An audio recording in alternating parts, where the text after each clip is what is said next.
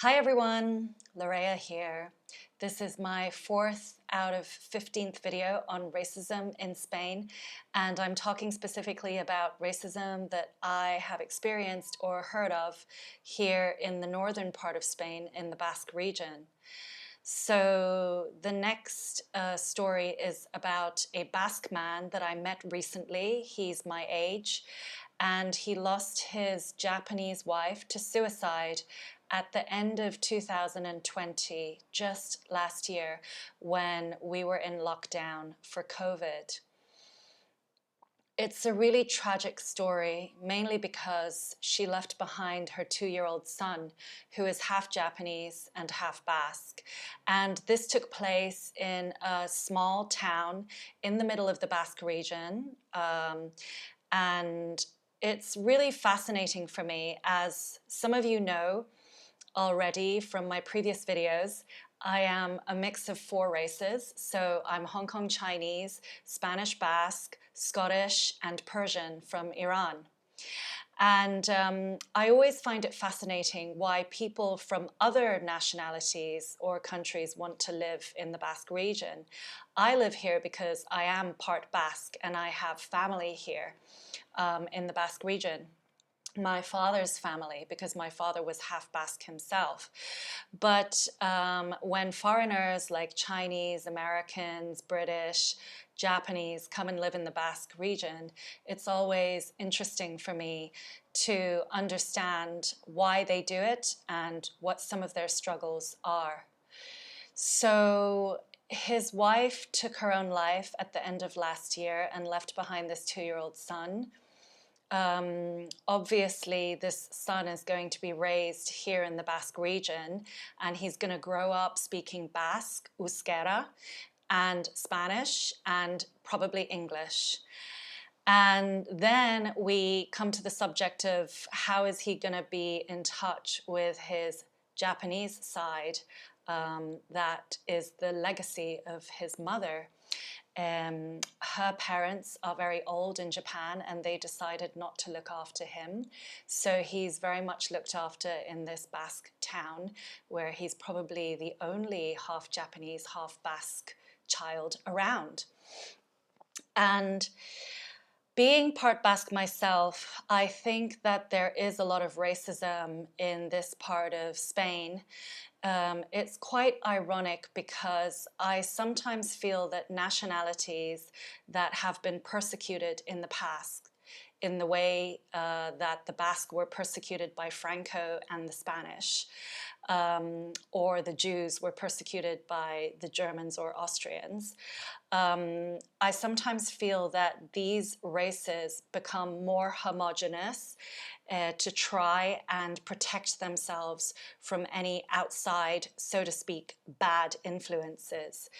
But then in return, the way that they behave is that they treat other nationalities as they have been treated themselves.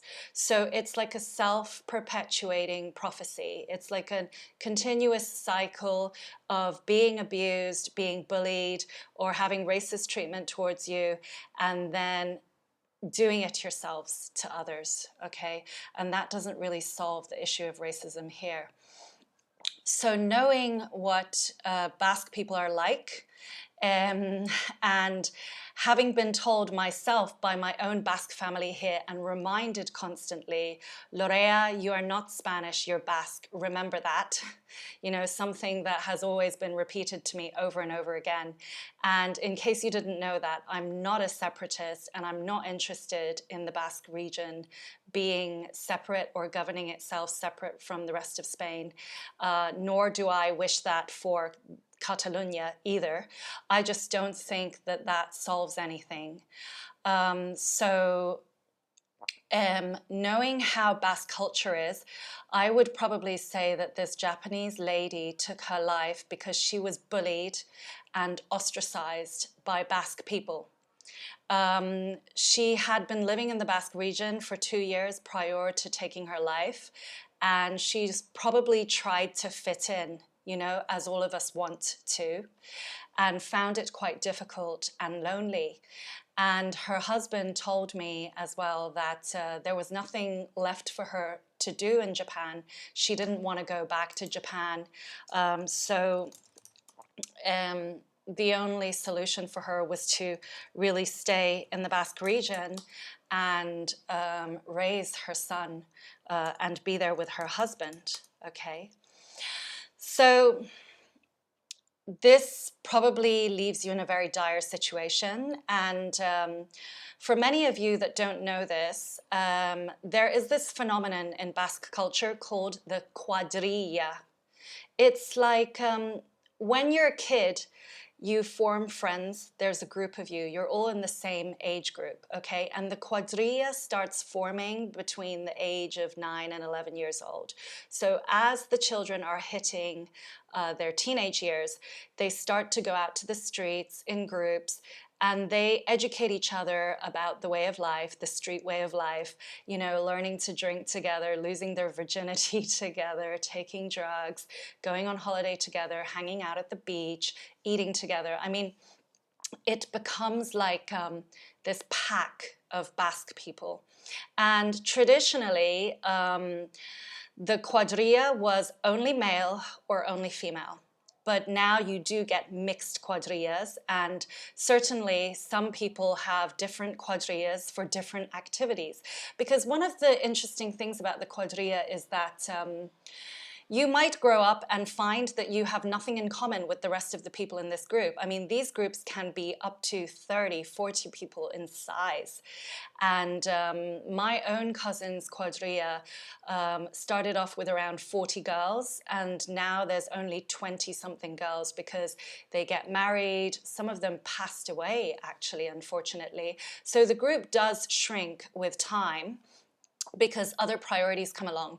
But fundamentally, you know, you always go to the quadrilla if you want to go out for drinks, if you go to fiestas or party in the streets, you're with your quadrilla. It's like a protective group or a gang of Basque people. And when I ask Basque people, what is the origin of the quadrilla and why do they exist? Because it doesn't really exist in the rest of Spain. It's really funny to me that Basque people don't even know why the quadrilla exists. But if I myself were to look back into the history of how the Basque were persecuted by Franco and how they were ostracized from the rest of Spain, I would then think that the quadrilla probably came about as a way of protecting, you know, themselves, you know, because safety in numbers kind of theory, you know, more witnesses so that if you're bullied or mistreated, you have a gang of friends to help you out. So the issue is with this is this Japanese lady arrived just 2 years ago to the Basque country, and she probably didn't find a quadrilla to fit into. And the phenomenon of these quadrillas is even stronger in the small towns and villages of the Basque region. As you go to the cities of Bilbao and Victoria and San Sebastian, you have less and less people that have quadrillas. But they really were created in the towns and the villages. So she, being a mother there, you know, during the day, not working whilst her husband went to work, she probably took her son to the park and tried to meet up with other Basque women, get to know them, and fundamentally found that they are quite closed and not receptive to foreigners, which is ironic because I, being from Hong Kong, can honestly tell you that sometimes we look at Japanese culture as a beautiful, beautiful culture, but also alienating. You know, my own humble opinion would be that Japanese are probably the most racist people in Asia because their own country is so homogenous. It's very difficult to get a work visa for Japan. It's difficult to immigrate there unless you buy property. And you could be married to a Japanese woman or a Japanese man for a very, very long time.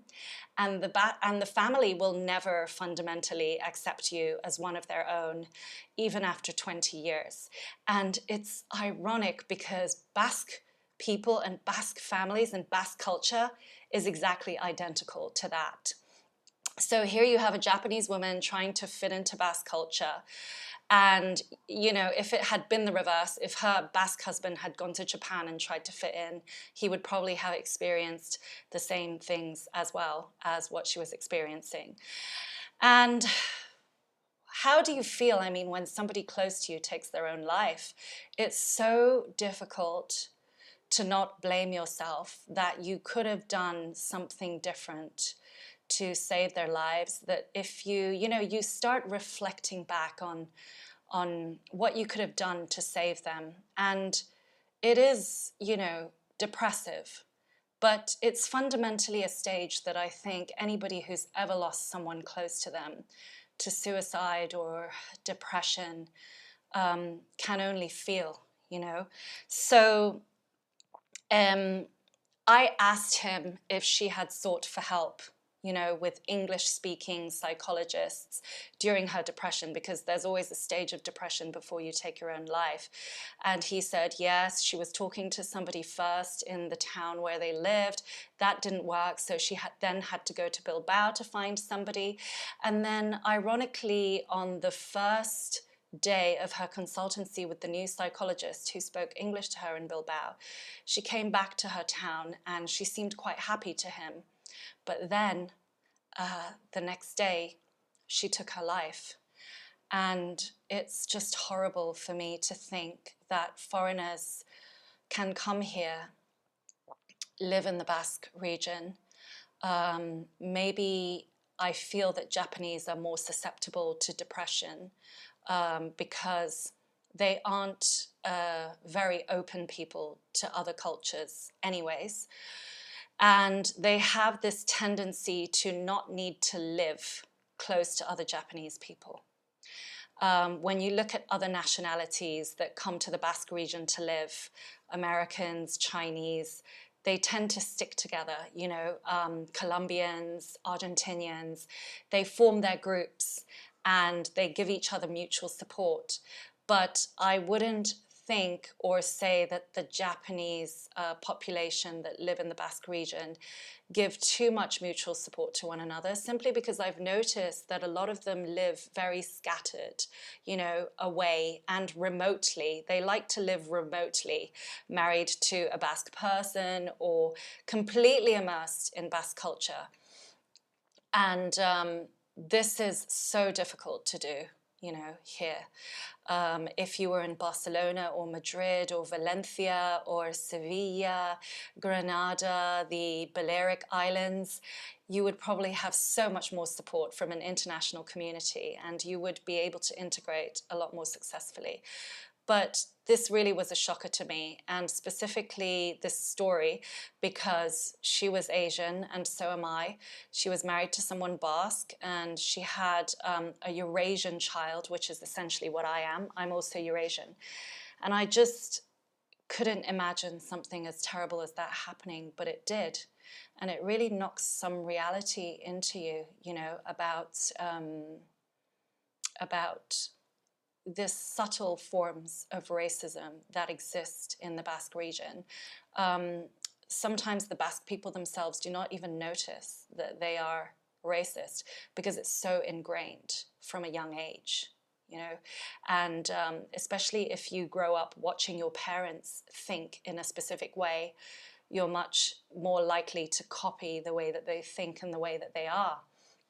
The main concern for me here really is that the little boy grows up knowing, you know, something about his Japanese culture, and that really would have to mean that the rest of the Japanese community that lives in the Basque region would somehow come together to give this little boy, you know, the true and right upbringing that he deserves as a Eurasian child growing up, you know, in the Basque region of Spain.